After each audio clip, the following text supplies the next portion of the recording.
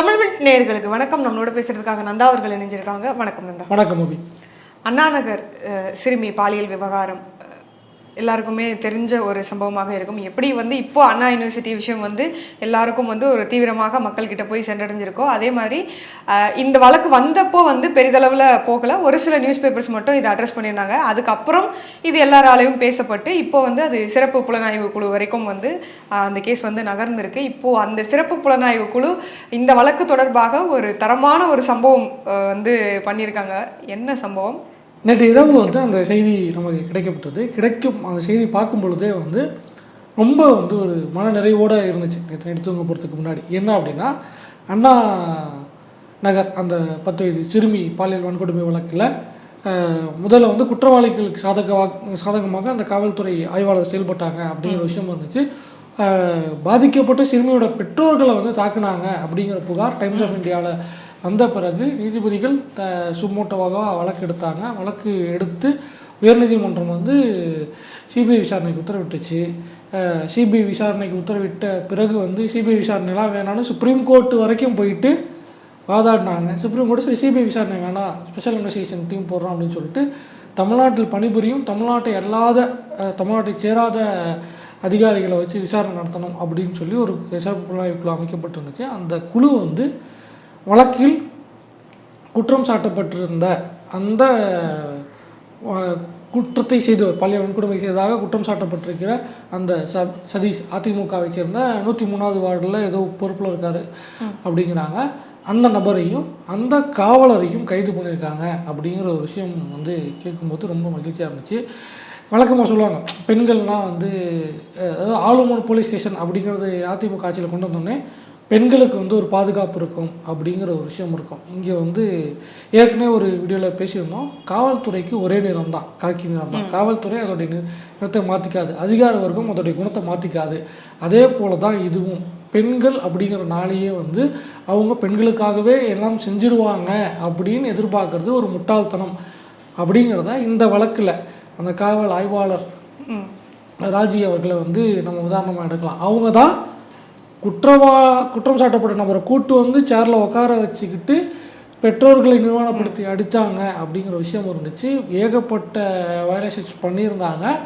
So அதுதான் நடந்திருக்கு அப்படிங்கிற ஒரு விஷயமும் இருக்குது.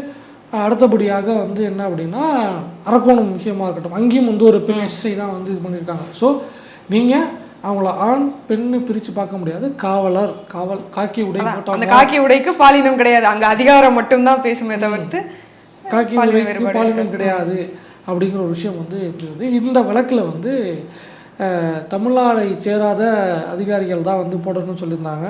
3 பேர் கொண்ட ஒரு சிறப்பு புலனாய்வு குழு அமைச்சிருந்தாங்க. சிறப்பு புலனாய்வு குழுவில் யார் யார் இருந்தாங்க அப்படின்னா, சரோஜ்குமார் தாக்கூர் அப்படின்னு அவர் டிஐஜி ரேங்கில் இருக்கார். Joint commissioner JCP of police east zone, greater Chennai police, Chennai மாநகர காவல் பிரிவோட கிழக்கு மண்டலத்தில் ஜாயின்ட் கமிஷனராக இருக்கார். அவர் பீகாரை சேர்ந்தவர். அடுத்தபடியாக 2 பெண் அதிகாரிகள் அதில் நியமிக்கப்பட்டிருந்தாங்க.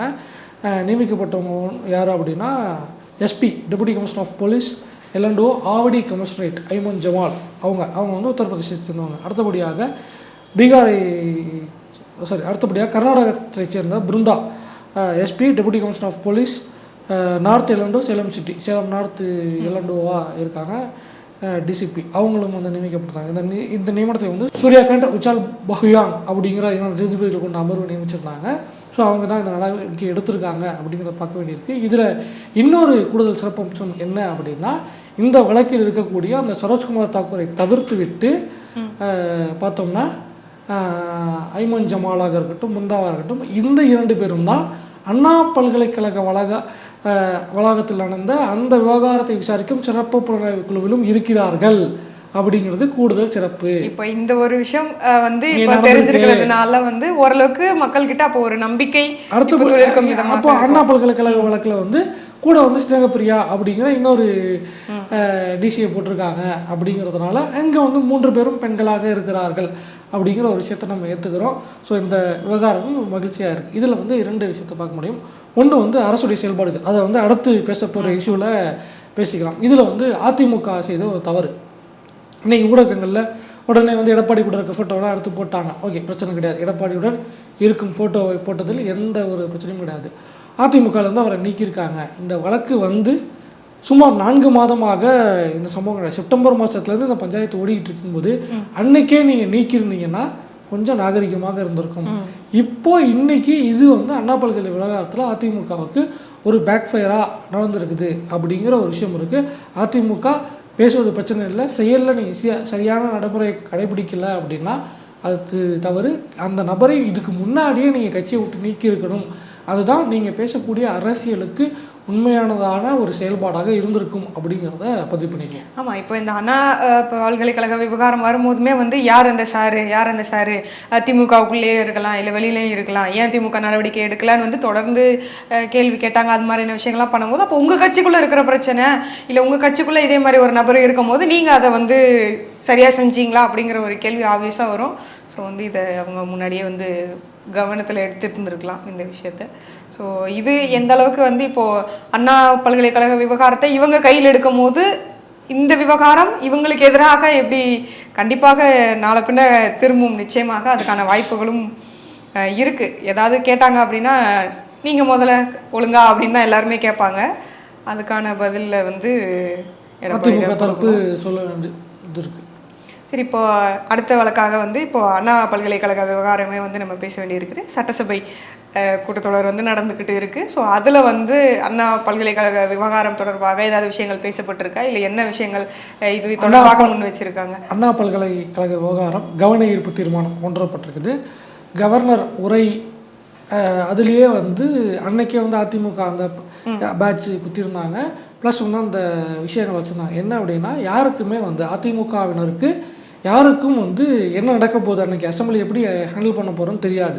ஸோ எல்லோரும் எதிர்கட்சி தலைவர் அறைக்கு நீங்கள் வந்துருங்க அப்படின்னு காலையில் 8:45 மணிக்கு வந்துருங்க அப்படின்னு அதிமுக தரப்புல சொல்லப்பட்டிருக்குது.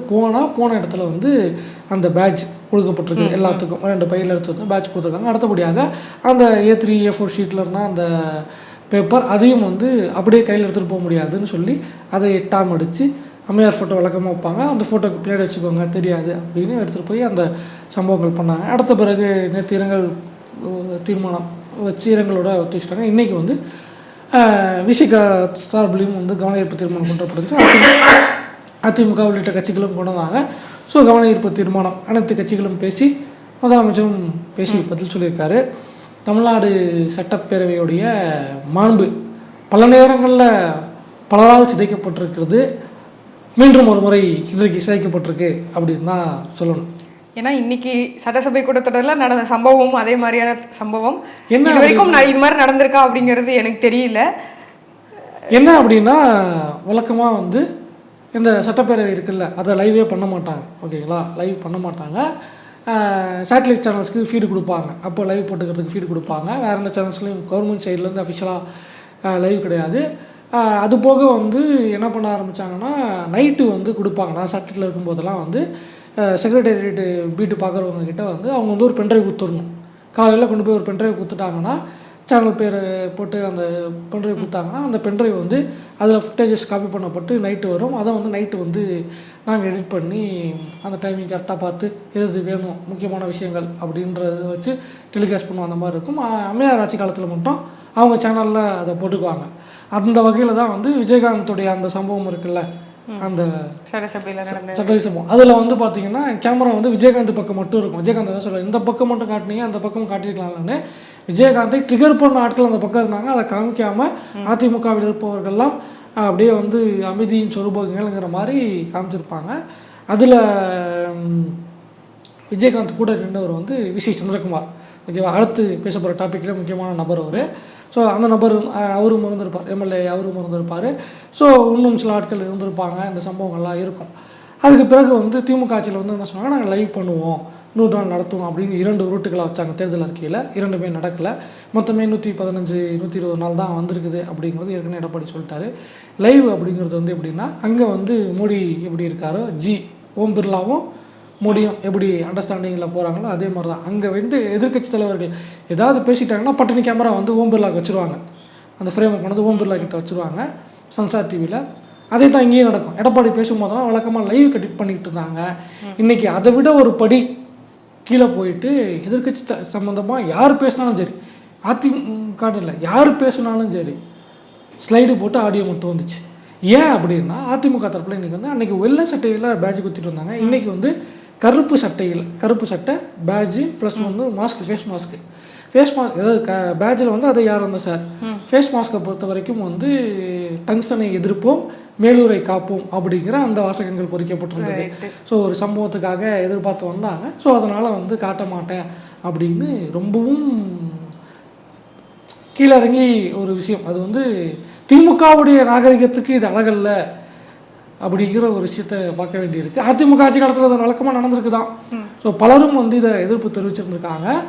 எதுக்கு இந்த லைவை கொடுக்குறீங்க, லைவை கட் பண்ணிட்டு போயிட வேண்டியதானே, உங்கள் இஷ்டத்துக்கு நீங்கள் என்ன வேணால் பேசிக்க வேண்டியதானே, ஏன் இதெல்லாம் பண்ணுறீங்கன்னு குறிப்பாக உங்களுடைய நாடாளுமன்ற உறுப்பினர் மாணிக்கம் தாகூரே வந்து போட்டு என்னது இது நடைமுறை, ஓம் பிர்லா அங்கே ஓம் பிர்லா பண்ணதை இங்கே நீங்கள் பண்ணுறீங்களா அப்படின்னு கூட அவரே கூட கூட்டணி கட்சியிலிருந்து கேள்வி எழுப்பியிருந்தார். ஏற்கனவே வந்து கூட்டணி கட்சிகள் வந்து பல்வேறு விஷயங்களில் பேசியிருந்தாங்க. ஸோ அடுத்தபடியாக இது யார் பேசினாங்க அப்படின்னா எதிர்கட்சி திமுகவை தவிர பேசின ஆட்கள் வந்து புரட்சி பாரத்தை சேர்ந்த ஜெகன்மூர்த்தி முதல்ல அவர் பேசினார். அடுத்ததாக தமிழக வலுவுரிமை கட்சியில் வந்து வேல்முருகன் பேசினார்.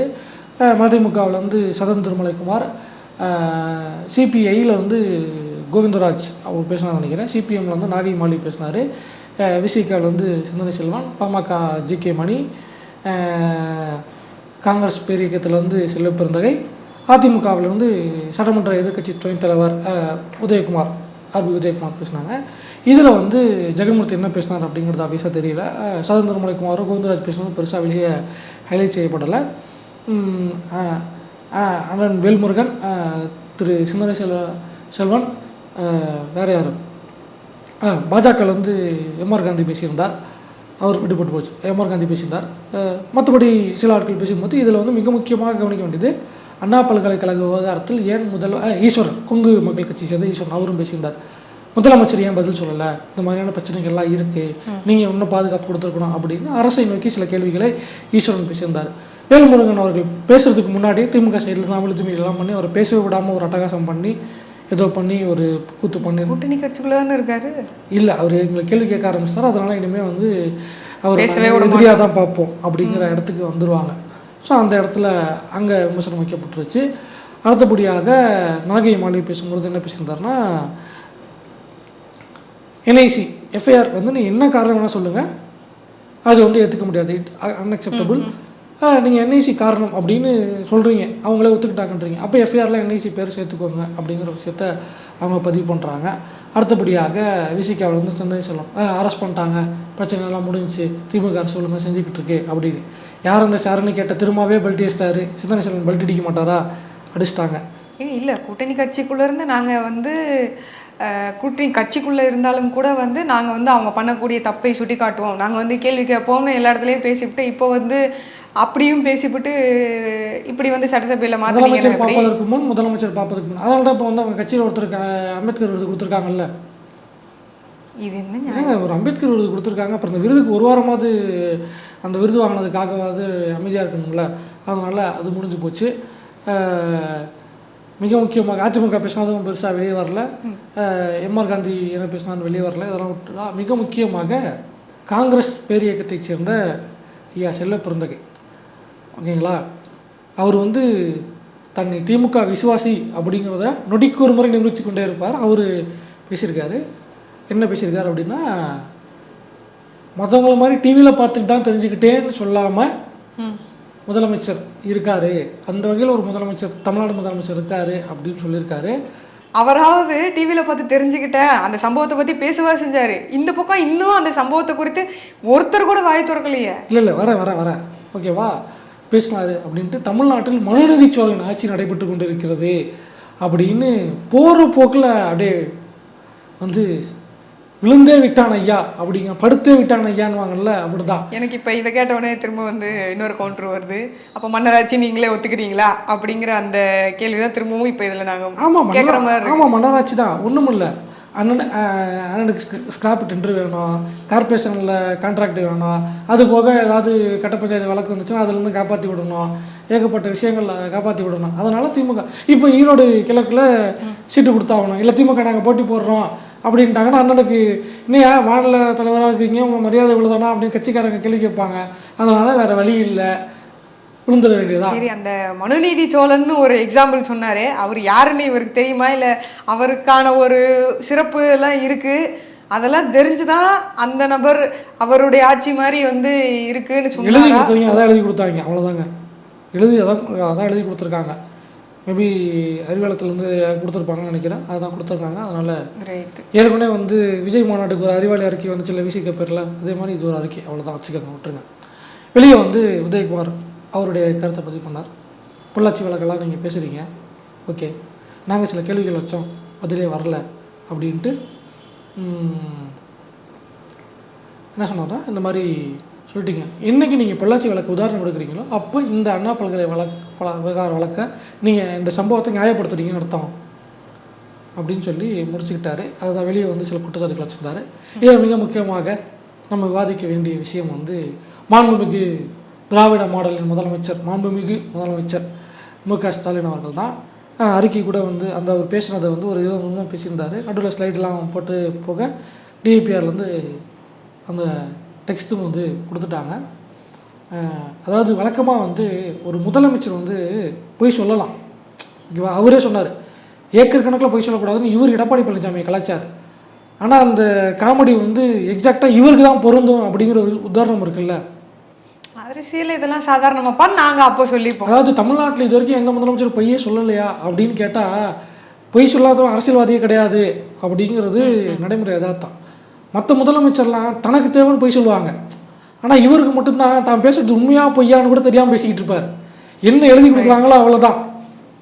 இன்னும் இந்த ஆளுநர் விவகாரம் வருது இல்லை, அந்த ஆளுநர் விவகாரத்தில் கூட வந்து ஒரு விஷயம் சொல்லியிருப்பாங்க, என்ன எழுதி கொடுக்குதோ அரசுக்கு எழுதி கொடுக்குதோ அதை படிக்கிறது ஆளுநரோட வேலை அப்படின்னு சொல்லிட்டு ஒரு உதாரணம் சொல்லுவாங்க. அம்மையார் வந்து 96 பேரில் அம்மையாருக்கு சின்னாரெட்டிக்கு முட்டிக்கிட்ட உடனே சின்னாரெட்டி வந்து சின்னாரெட்டியை நீங்கள் வந்து விலக்கி கொள்ளணும், அவர் கவர்னரை வந்து ரிமூவ் பண்ணணும் அப்படின்னு சொல்லி விலக்கி கொள்ளணும் அப்படின்னு ஒரு வரி எழுதப்பட்டிருக்கும். அந்த வரியை வார்த்தை மாறாமல் அப்படியே படித்தார் சின்னாரெட்டி, ஓகேங்களா. இது வந்து சின்னாரெட்டி எழுதி கொடுத்தது எதுவோ அதை படிக்கிறது அவர் வேலைங்கிற தவிர்த்துட்டு போகலாம், ஆனாலும் அதை படித்தார், ஓகேவா. அதே மாதிரி தான் நம்ம முதலமைச்சர் என்ன எழுதி கொடுக்குறீங்களோ அப்படியே படிச்சிருவார். ஏற்கனவே வந்து ஆட்சிக்கு வந்த புதுசுலேயே ஒரு கஸ்டடியல் டெத்து இங்கே அயனாவரம் விக்னேஷ் விக்னா எழுதி கொடுத்தாங்க, இல்லை உடம்பு சரியில்லாமல் தான் செத்து போனார் அப்படின்னு சொல்லிவிட்டு 1 வாரம் 10 நாளில் இல்லை கஸ்டடியல் டெத்து நான் ஆக்ஷன் எடுக்க சொல்லியிருக்கேன் அப்படின்னு இவரே சட்டிஸ்ஃபைபிள் சொன்னார், வேறு யாரும் சொல்லல, இவரே தான் சொன்னார், ஓகேவா. அந்த பொய்யான ஸ்டேட்மெண்ட் கொடுத்தவர் தான் இன்றைக்கி ஹெச்எஃப்எஃப்ஓ உட்காந்துருக்கார் அப்படிங்கிறது. இன்னும் நிறைய முதலமைச்சர் சொன்னார்ல, சட்டசபையில் வாய்க்கு வந்ததெல்லாம் வந்து எழுதி கொடுத்துருப்பாங்க, இவரும் வந்து இஷ்டத்துக்கு வந்து அது உண்மையாக பொய்யான்னு பார்க்காம இஷ்டத்துக்கு படிச்சுக்கிட்டு இருப்பார், ஓகேவா. அப்படி தான் இருக்குது. இதில் வந்து முதல் விஷயம் குற்றச்சாட்டு வைக்கிறாங்க, போராட்டத்துக்கு நாங்கள் அனுமதி கொடுக்கலங்கிறாங்க, அனுமதி பெற்று போராட்டங்கள் நடைபெற்றுக்கிட்டு தான் இருக்குது அப்படின்னு ஒரு உருட்டிவிட்டு அடுத்தபடியாக திமுக காரங்க மேலேயும் கேஸ் போட்டிருக்கோம் அப்படிங்கிற ஒரு பாயிண்ட் சொல்கிறார். நேற்று போராடினதுக்காக திமுக காரங்க மேலே கேஸ் போட்டிருக்காங்களா. ஒரே விஷயம்தான், ஐயா முதலமைச்சர் அவர்களே, குறைஞ்சபட்ச நேர்மைன்னு ஒன்று இருந்திருந்தா நீங்கள் அதை போய் அந்த வார்த்தையை தவிர்த்துருக்கணும். அதிமுக மேலே வழக்கு போடும், அதிமுக போராட்டம் நடக்கும்போது போராட்டக்காரர்கள் கைது செய்யப்பட்டார்கள். ஜெயக்குமார்லேருந்து சம்பவம் நடைபெற்றதுலேருந்தே அக்கா தமிழிசைக்கு என்ன சம்பவம் நடந்துச்சு, எப்படி நீங்கள் மேன் ஹேண்ட்லிங் பண்ண ட்ரை பண்ணீங்க, அவங்க வந்து பதில் சொன்னாங்கன்னு இருக்கு. அம்மையார் சௌமியா அன்புமணி வரும்போது என்ன பண்ணீங்க, உள்ளேயே வர விடல கைது பண்ணீங்க. நாம் தமிழர் போராடும் போது என்ன பண்ணீங்க, அந்த பெண்களை வந்து என்ன பண்ணாங்க, இருங்க அண்ணே வந்துடட்டும், வந்த உடனே நாங்கள் வண்டியில் இருக்கிறோம் தான் அந்த பெண்கள் சொன்னாங்க. மகளிர் அணியை விட்டிங்களா, ஏறுன்னு பிடிச்சி தள்ளி வலுக்கட்டாயமாக பண்ணீங்க. தேமுதிகவுக்கு இது எதாவது நடந்துச்சு. பாஜக மகளிர் அணி பேரணிக்கும் ஒரு குத்து நடத்துனீங்க, மாற்று கருத்தே இல்லை. பிட்டு நோட்டீஸ் கொடுத்தாங்க, துண்டு பிரசுரம் கொடுத்ததுக்கு விஆர் மாலில் என்ன பண்ணீங்க, அந்த தாவேக்கா மகளிர் அணியை சேர்ந்தவங்க என்ன பண்ணீங்க, இங்கே காலேஜ் கிட்ட கொடுத்தவங்க என்ன பண்ணீங்க, அடைச்சி பார்க்க போன புஷியானந்த தூக்கி உள்ள வச்சாங்க. சரி, இதெல்லாம் அது அண்ணா பல்கலைக்கழக விவகாரம், உங்கள் ஆட்சிக்கு கெட்ட பேர் வந்துடும், அவப்பேர் ஏற்படுத்துகிறாங்கன்னு நீங்கள் வந்து சொல்லுவீங்க, அதனால் ஓகே. சிபிஎம் மாநில மாநாட்டுக்கு வழக்கமாக நடத்துகிற பேரணிக்கு தானே அனுமதிக்கிட்டாங்க, கொடுக்க மாட்டேன் நீங்கள் தானே சொன்னீங்க. சொல்லிவிட்டு இப்போ வந்து நாங்கள் வழக்கு போட்டிருக்கோன்னு எந்த கட்சியும் போராட்டம் நடைபெறவே இல்லை, நடத்தவே விடலை. வந்த உடனே நீங்கள் அரெஸ்ட் பண்ணிட்டீங்க ஸ்பாட்டில் வச்சு. அவர் என்ன சொல்கிறார், அனுமதிக்கப்பட்ட இடத்தில் போராட்டம் நடத்த வேண்டும், அனுமதி வாங்கிட்டு நடத்தணும். நீங்கள் அனுமதி கொடுக்க மாட்டீங்க. இன்னொன்று, வள்ளுவர் கோட்டம் அனுமதிக்கப்பட்ட இடம் தான். அதுதான் இப்போ எனக்கும் டவுட். இப்போ வந்து தமிழிசை அவர்கள் வந்து போராட்டம் பண்ண இடம் வந்து வள்ளுவர் கோட்டம் தான். மேக்சிமம் எல்லாருமே வந்து இது மாதிரியான போராட்டம் நடத்தணும் அப்படின்னாலே வந்து அதுக்குன்னு இருக்கக்கூடிய ஒரு இடமாகத்தான் அந்த இடத்தையும் வந்து வள்ளுவர் கோட்டத்தையுமே வந்து பார்க்குறாங்க. போராட்டம் அப்படின்னாலே அங்கே எல்லாரும் வந்துருங்க அப்படிங்கிற அனுமதிக்கப்பட்ட இடம்ங்கிற அந்த வார்த்தை இருக்குல்ல, அதுலேயுமே வந்து எழுதி கொடுத்தவங்க கோத்து விட்டுட்டாங்கன்னு தான் பார்க்குறேன். 25ஆம் தேதி அவர் கைது செய்யப்படுறார். 25ஆம் தேதியே ஊடகங்களில் வருது. 26ஆம் தேதி நினைக்கிறேன் பாஜக போராட்டம் வள்ளுவர் கோட்டத்தில் தமிழிசை வந்து போராடுறாங்க. அவங்க வந்து கைது செய்யப்படுறாங்க. அண்ணா பல்கலைக்கழக வளாகத்தில் அங்கே வெளியே எஸ்எஃப்ஐ ஏன் கைது பண்ணீங்க? அண்ணா பல்கலைக்கழக வளாகத்தில் அரசியல் காரணங்களுக்கு அவங்கள சொல்லியிருக்கலாம், ஏன் எஸ்எஃப்ஐயை கைது பண்ணீங்க? அது அராஜகம் தானே. அது இருக்கா? 27ஆம் தேதி போராட்டம் நடக்குது, அது நீங்கள் கைது பண்ணுறீங்க. 27ஆம் தேதி மன்மோகன் சிங் உடைய மறைவு நல போராட்டம் தள்ளி வைக்கப்படுது. 28ஆம் தேதி விசிக்கு அதே வள்ளுவர் கூட்டத்தில் போராட்டம் பண்ணாங்க, அதுக்கு அனுமதி கொடுத்தீங்க. 31ஆம் தேதி நாம் தமிழர் போராட்டம் பண்ணும்போது அனுமதி நீங்கள் கொடுக்க மறுத்துட்டீங்க. இப்போ நேற்று ஒரே நாளில் அதாவது சென்னை காவல்துறை பொறுத்த வரைக்கும் ஹரிபரந்தாமன் வந்து ஒரு நேர்காணல் சொல்லியிருப்பார். அந்த போலீஸ் ஆக்ட்னு சொல்லிட்டு 144 அந்த மாதிரி ஏதோ ஒரு தடை சட்டம் வச்சுருக்காங்க. அதை வந்து இன்னமும் இவங்க வந்து நீக்காமல் அப்படியே வந்து லைவ்லேயே வச்சுருக்காங்க. கிட்டத்தட்ட ஒரு 20-30 வருஷமாக ரொம்ப வருஷமாக வந்து அதை ஆக்டிவாகவே வச்சுருக்காங்க அந்த தடையை. அதனால தான் இந்த சிக்கல் வருது அப்படிங்கிறத பாயிண்ட் அவுட் பண்ணிவிட்டு அவர் வந்து இன்னொரு விஷயத்தையும் சேர்த்து சொல்லியிருப்பார். இந்த மாதிரி நடந்திருக்கு அப்படின்னு சொல்லியிருப்பார். ஸோ நீங்கள் வந்து பண்ணுறீங்க, 5 நாட்களுக்கு முன்னாடி கொடுத்தாதான் விண்ணப்பிச்சாதான் அனுமதி கொடுப்போம்னு சொல்லி பாமகவுக்கு அனுமதி மறுத்துட்டு ஒரே நாளில், ஒரு நாள் கூட முழுசாக இல்லை, 24 மணி நேரத்துக்குள்ளே மேடை மைக் செட்டோட உங்களுக்கு எப்படி திமுக அனுமதி கொடுத்தீங்க? கேட்டால் வழக்கு போட்டிருக்கோங்கிறீங்க. 2 வழக்கு போட்டிருக்கீங்க. கனிமொழி கைது பண்ணீங்களா? தேனதிமாறன் கைது செய்யப்பட்டாரா? ஆர்எஸ் பாரதி கைது செய்யப்பட்டாரா? அவங்களை கொண்டு போய் எந்த மண்டபத்தில் அடைச்சி வச்சுருந்தீங்க? எதுக்கு அவங்களெல்லாம் எதுக்கு அரெஸ்ட் பண்ண சொல்கிறீங்க? ஆமாம், போராட்டம் பண்ணால் கைது பண்ணி மண்டபத்தில் அடைக்கிறது அவங்க கணக்கு. அது மற்றவங்களுக்கு தான், எங்களுக்கு இல்லை. அப்புறம் நீங்கள் என்ன நாங்கள் வந்து எதுவுமே உண்மை தெரியாமல் பேசாதீங்க அப்படின்னு கூச்சமே இல்லாமல் அவர் போய் சொல்லிட்டு இருக்காரு. எங்களை நாங்களே அரெஸ்ட் பண்ணோன்னு சொல்கிறதே வந்து அந்த ஸ்டேட்மெண்ட்டே நீங்கள் எப்படி பார்க்குறீங்க? அது மூலமாகவே தெரிஞ்சிருக்கணும். அந்த விஷயத்த சொல்லும் போதே இப்போ வந்து போராட்டம் பண்ணி எதிர்கட்சிகளாக இருக்கக்கூடியவங்க அதை போராட்டமாக முன்னெடுத்து அதுக்கப்புறமா வந்து இவங்கள அந்த ஒரு நாளில் வந்து 5 மணி வரைக்கும் வச்சுருக்காங்க மண்டபத்தில் அப்படிங்கிற விஷயம் வேறு. நடத்தவே விடாமல் ஒரு பக்கம் பண்ணுறாங்க, அப்படி நடந்துட்டு இருக்கு. அடுத்தபடியாக வந்து நான் சொன்னல, இந்த சேம் சைடு கோல் போடுவாங்க. நான் எழுதி கொடுத்தேன், எது எழுதி கொடுத்தாலும் அது ஃபேக்சுவலாக சரியா தப்பா என்ன எதுன்னு பார்க்காம முதலமைச்சர் படிச்சிடறாருன்னு சம்பவம் நடந்துச்சு. 23ஆம் தேதி சம்பவம் நடக்குது, 24ஆம் தேதி புகார் கொடுக்கப்படுது, 25ஆம் தேதி ஞானசேகரன் கைது செய்யப்படுறோம். அதுக்குள்ளே ஏகப்பட்ட குளறுபடிகள் இருக்குது, லூப்போல்ஸ் நிறையா இருக்குது. எடுத்து பேசினா பேசிக்கிட்டே போகலாம். ஆனால் என்ன சொன்னாங்க, அவருக்கும் எங்களுக்கும் எந்த சம்மந்தமும் கிடையாது. அமைச்சர் ரகுபதி சொன்னாரா? ஞானசேகரனுக்கும் திமுகவுக்கும் தொடர்பே கிடையாது ரகுபதி சொன்னார். அண்ணாமலை சொன்னதுன்னு கான்ஸ்டியூஷனில் எழுத்தா அதெல்லாம் ஏற்றுக்க முடியாது, அவருக்கும் எங்களுக்கு சம்மந்தம் கிடையாது, கோவிஷீல்டுன்னு பேசினார். மாண்புமிகு அவை முன்னவர், திமுகவின் பொதுச் செயலாளர், கட்சியின் மூத்த அரசியல்வாதி, எல்லா பெருமைகளுக்கும் சொந்தக்காரர், அரை நூற்றாண்டு கால சட்டமன்ற மரபுக்கு சட்டமன்ற பொன்விழா கண்ட நபர் துரைமுருகன்ட்ட கேட்கும்போது அது யாரும் பிரியாணி கடை வச்சுருக்கேன் நான் கட்சிக்காரெல்லாம் இல்லை அப்படின்னார். இன்றைக்கி முதலமைச்சர் என்ன சொன்னார்? ஆமாம், திமுக ஆதரவாளர் தான் அப்படின்னு. எது உண்மை? திமுகவுக்கு எங்களுக்கு சம்மந்தமே இல்லை, நீங்கள் ஆதரவாளர்னு எப்படி ஒத்துக்கிறீங்க? வெளியில் பேசினதான் தப்பு, நாங்கள் சட்டசபைக்குள்ளே சொல்லியிருக்கோம், அப்போ அதுதான் கரெக்டு. ஆதரவாளர் நீங்கள் ஒத்துக்கிறீங்கல்ல? ஆமாம். அப்போ ஸ்டேட்மெண்ட் மாறுதா? அடுத்தபடியாக அப்படியே பாயிண்ட் அவுட் பண்ணிக்கிட்டே வர்றாரு. எல்லாம் வந்துச்சு. என்ஐசி அப்படிங்கிற ஒரு விஷயம் இருக்குது.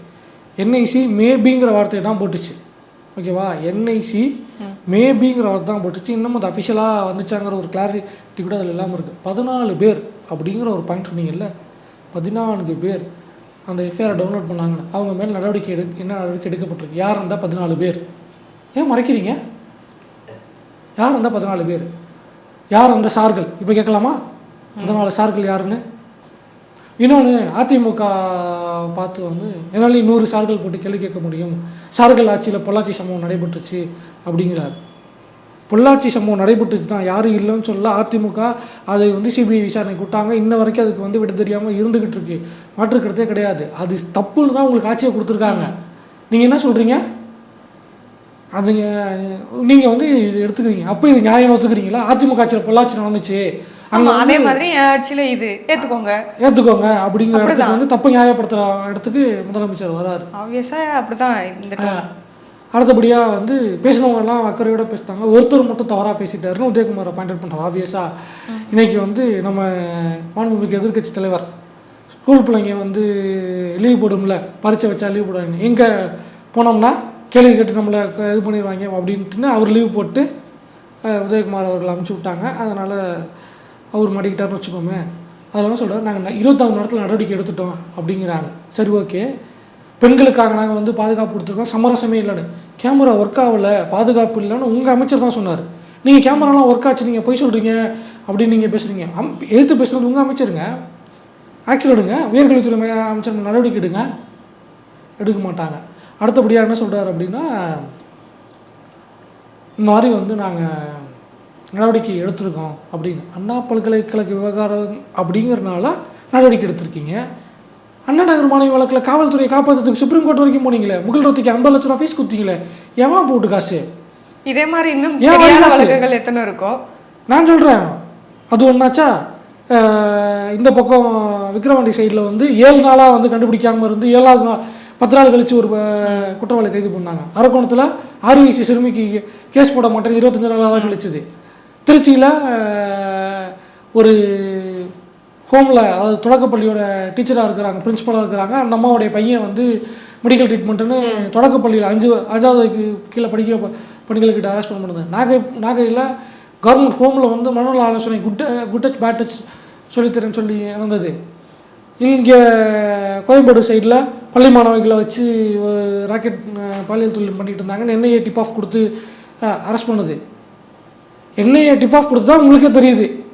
இல்லை அதுதான் சொல்கிறேன். இப்போது அண்ணா நகர் போலவோ இல்லை அண்ணா யூனிவர்சிட்டி போலவோ வந்து பெரிதாக இதை வந்து ஒரு மீடியாவோ இல்லை எதையோ அட்ரஸ் பண்ணி அது பூதாகரமாக ஆனதுக்கப்புறம் தான் வந்து நாங்கள் நடவடிக்கை எடுப்போம். மக்கள்கிட்ட போய் சேராததெல்லாம் அது வந்து 10ஓட 11 அது ஏதோ ஒரு குப்பை மாதிரி கிடக்கும், இல்லை நாங்கள் அதை வந்து பெருசாக கண்டுக்கவே மாட்டோம்னு இருக்கிறதெல்லாம் வந்து என்ன முக்கியமான விஷயம் வந்து அந்த ஸ்பீச்சில் எப்படி வந்து பிர்லாவை ஒட்டி அந்த சம்பவம் நடைபெற்றுச்சோ அதே மாதிரி தான் வந்து முதலமைச்சரும் மோடியை அப்படியே நகல் எடுத்திருக்கிறார். மணிப்பூர் விவகாரத்தில் மோடி வாயிலேருந்து மணிப்பூருங்கிற வார்த்தையை வந்திருக்காது. அதே மாதிரி கவர்னர் தீர்மானம் வந்துச்சு. 1.25 மணி நேரமோ 1.25 மணி நேரமோ எதிர்கட்சிகள் மணிப்பூரை பற்றி அவர் பேசுவாருங்கும் போது எதிர்கட்சிகளை நக்கல் பண்ணி நையாண்டி பண்ணி அவ்வளோ இலக்காரமாக எல்லாம் பேசி முடிச்சுட்டு எதிர்கட்சிகள் கோச்சிட்டு வெளிநடப்பு பண்ணோடனே அதுக்கப்புறம் மணிப்பூருங்கிற வார்த்தையை ஒரே ஒரு இடத்துல பயன்படுத்தியிருப்பார். அதுதான் இன்றைக்கி முதலமைச்சர். சென்னை மாணவியின் மட்டும்தான் வந்துச்சு, அண்ணா பல்கலைக்கழகங்கிற வார்த்தை ஒரு வாயிலிருந்து வரவே இல்லை. ஆரம்பிக்கும் போதே வந்து விவரமாக ஒரு உருட்டை போட்டார். எங்களையெல்லாம் ஆளாக்கியவர் அண்ணா, அதனால் அவர் பேரை கொச்சைப்படுத்த மாட்டேன், அந்த பேரை பயன்படுத்த மாட்டேன் அப்படின்னு. பேரையே வந்து நாங்கள் சொல்லி கொச்சைப்படுத்தலன்றீங்க. அப்போ அந்த ஒரு சம்பவம் அப்படி ஒன்று நடந்திருக்கே, அப்போ அதுக்கு யார் பொறுப்பு? அது இப்போது இல்லைன்னு ஆயிடுமா? இப்போ நீங்கள் சொல்லாததுனால நடக்கலைன்னு ஆயிடுமா? அதுதான் வந்து என்ன சொல்கிறதுனே தெரியல. ஓகேவா, அது ஒரு பிரச்சனையாக இருக்குது. ஸோ அந்தளவுக்கு போயிருக்குது. அந்தளவுக்கு தான் வந்து இந்த அரசு இருந்துக்கிட்டு இருக்குது. ஸோ முழுக்க ஒரு பொய்கள் தான் பிரச்சனையை வந்து இது பண்ணுறதுக்காக வச்சுருக்காரு. இப்போ உடனே வந்து இதில் பேசும்போது வந்து ஒருத்தர் மனுநீதி சொல்லினார்ல, இன்னொன்று மறந்துட்டேன், எப்படி பல்ட்டி அடித்தாருன்னு சொன்னால அவர் என்ன சொன்னார்னா, வளாக ஆளுநர் தான் சான்சலரு, அதனால் ஆளுநர் தான் பொறுப்புன்ட்டாங்க. விசி கிருஷ்ணதேவ செல்வன் பேசியிருக்காரு, ஆளுநர் தான் பொறுப்பு அப்படின்ட்டார். அப்போ உள்ளே நடந்ததுக்கு போலீஸ் கேஸ் போடக்கூடாது, ஆளுநர் தான் விசாரிக்கணும். இவங்க தானே புதுசாக நாளுக்கு நாள் ஒன்று கிளப்பி விட்றாங்க. இல்லை, இப்போ போலீஸ் தானே கேஸ் ஃபைல் பண்ணியிருக்கு, தமிழ்நாடு காவல்துறை தானே அதுக்கு கேஸ் ஃபைல் பண்ணியிருக்காங்க. ஞானசேகரன் தமிழ்நாடு காவல்துறை சேர்ந்த எஸ்ஐடி தானே விசாரிக்குது. அதுக்கு தானே இப்போ வந்து பெருமையாக கிளைம் பண்ணிக்கிறாங்க, நாங்கள் இவ்வளோ நாளுக்குள்ளே இவ்வளோ நேரத்துக்குள்ளே அரெஸ்ட் பண்ணிட்டோன்னு. இன்னமும் சொல்கிறேன், அதில் அவன் எவிடன்ஸ் அளிக்கிறதுக்கு காவல்துறை டைம் கொடுத்துச்சு. ஆமாம், அதான் வீட்டுக்கு போயிட்டு வந்தான் நைட்டு அப்படின்ற மாதிரிலாம் விஷயங்கள்லாம் சொல்லப்படுச்சுல. சரி, காவல்துறை ஆணையம் நடவடிக்கை எடுக்க சொன்னாங்களா, எங்கே நடவடிக்கை என்ன எடுத்தீங்க? உயர் நீதிமன்றம் இதெல்லாம் பண்ணிக்கிட்டு இருக்கீங்க. ஒரு கேஸில் அது உங்கள் மேலே நம்பிக்கை இருக்குதா? கோர்ட்டு சொல்லியிருக்கா உங்கள் காவல்துறையை நம்புறேன்னு உயர்நீதிமன்றம் எங்கேயா சொல்லுதா? Anna Nagar case CBI enquiry, இதுக்கு எஸ்ஐடி, கள்ளக்குறிச்சி சிபிஐ, ஒன்று வேணாம். ஆவினில் கடந்த அதிமுக ஆட்சியில் வந்து ராஜேந்திர பாலாஜி இருந்தார், ஆவின் அமைச்சராக இருந்தார். அப்போ முறைகேடு பண்ணிட்டாருன்னு கேஸு, அவர் மேலே இருக்க கேஸில் சார்ஜ் ஷீட் போட முடியல டிவிஎஸ்சியால். டிவிஎஸ்சிக்கு அந்தளவுக்கு திறமை இல்லை, டிவிஎஸ்சி வேலை பார்க்கல அப்படின்னு அந்த கேஸை சிபிஐ தூக்கி கொடுத்துருக்காங்க. ஒரு ஊழல் வழக்கை வந்து நீங்கள் சார்ஜ் ஷீட் போட முடியலன்னு சிபிஐ தூக்கி கொடுத்துருக்காங்க. இந்த லட்சணத்தில் இருக்குதுங்க காவல்துறை, இரும்பு கரம் கொண்டு ஒடுக்குனார்ல, இந்த லட்சணம் தான் அது. எங்களுக்கு வேறு வேலையெல்லாம் இருக்குது, நாங்கள் இதெல்லாம் பார்க்க மாட்டோம் அப்படின்னு சொல்லுவாங்க. ஆமாம், படம் ரிவ்யூ பண்ணணும், ஃபோட்டோ ஷூட் எடுக்கணும், அதுக்கே பாவம் முதலமைச்சருக்கு நேரம் சரியாக இருக்கும், என்ன பண்ணுறது. மீண்டும் மற்றொரு வீடியோவில் சந்திக்கிறோம். நன்றி, வணக்கம்.